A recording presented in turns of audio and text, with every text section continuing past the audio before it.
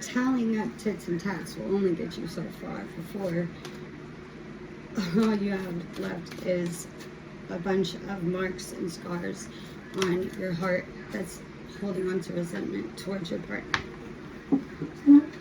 So this is for somebody who is in a relationship or in a dynamic, in a friendship dynamic, in some type of dynamic in their life where there's constantly a tit for tat. You do something, so I gotta do something to get you back. And some would say matching energy, but others would say childish games.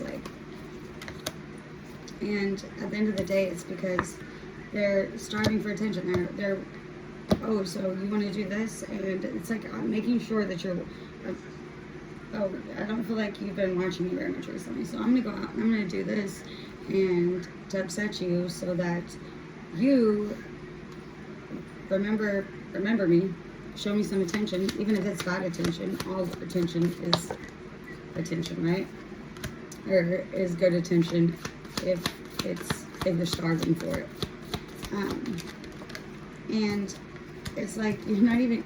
These aren't even situations where you're easily bothered. You're pretty understanding, or pretty cool, calm, clear-headed, and at whatever point, shit's just, I mean, it doesn't even bother you anymore, right? Because you've experienced it so many times. They've done this shit so many times. You've done it, gone back and forth so many times. What are y'all even doing anymore? All right? And you keep taking it super easy on them. Maybe because you got them the same way that you're potentially going to lose them. This seems like a mate poaching situation is how you guys got together. So that tit for tat is already embedded in y'all's nature. It's already known. It's already angels versus demons appeared. They are about. A YouTube notification just popped up that said that. So there could be exact opposites here. There could be one who isn't necessarily participating in a tit for tat. They're just trying to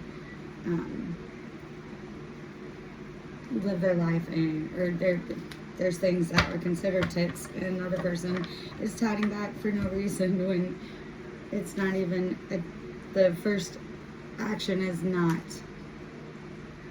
to try to upset somebody else. Okay, I see it. So we got one who's working on themselves and growing, and then another who's starving for attention. It's like, but this feels threatening to me, so now I'm gonna have to go out and do something that makes you focus on me and hurt your feelings potentially. But again, you're just remaining unbothered and taking it super easy on them because you might have a background story or you got a soft spot for them, but either way you're being stuck in the middle and it's not a very good place to be in.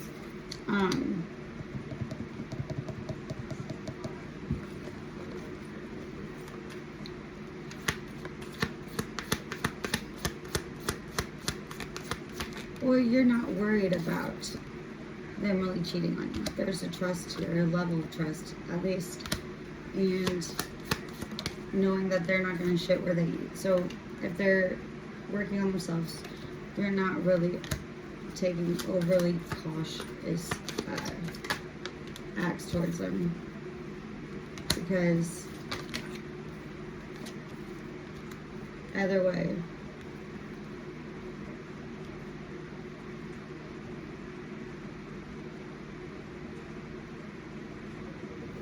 okay, this is what I'm doing. Not unconsciously is what it's aiding, or is jumping out at me. Somebody is unconsciously aiding and abetting this energy of not wanting to settle, not being willing to settle. And in this, that's why they're not bothered. That's why they're taking it easy on them. That's why they're having actions that are less than ideal, but they know at the end of the day that this is not somebody that they plan on spending the rest of their life with, or marrying, or buckling down to. So they may be talking sweet at this time, but it's sweet nothings. And it's just kind of like it's fun or something. Getting sidetracked. It's for now. It's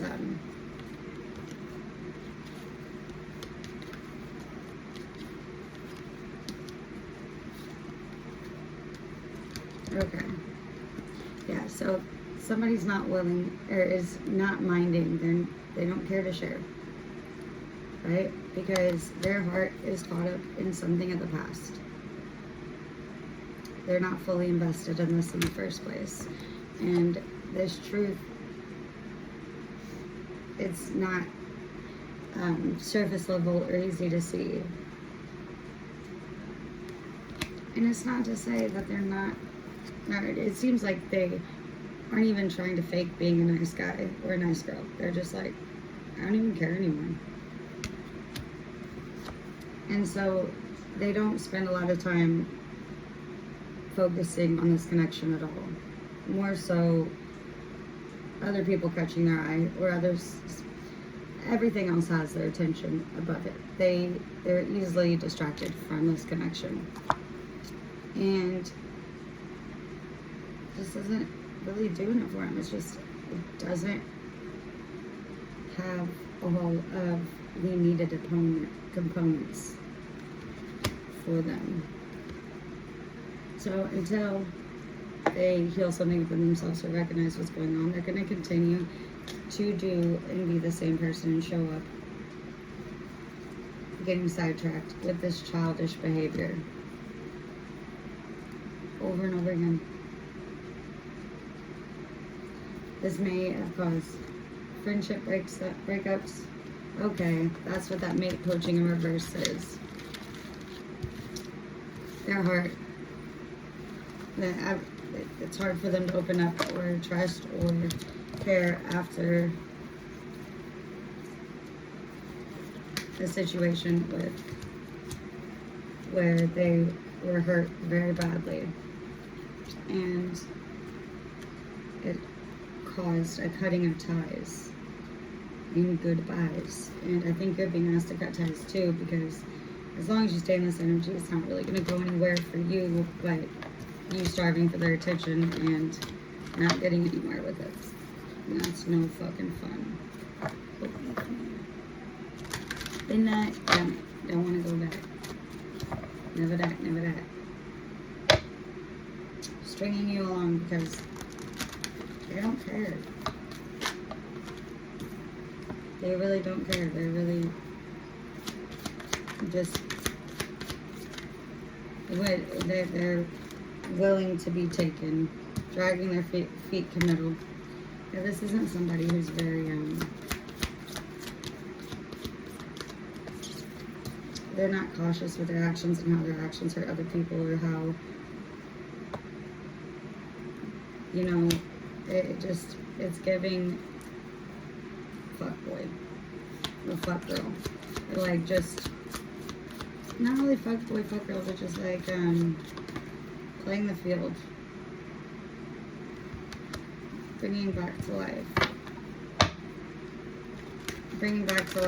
the pains that they experienced, but this time they're the ones dishing them out instead of receiving them. Yeah. They're recklessly harming others and keeping their cards to their chest, not showing who they're interested in and who they're not really. And it's like they're not, it's doing so to try to forget the past. They don't want to continue to, it's a distraction.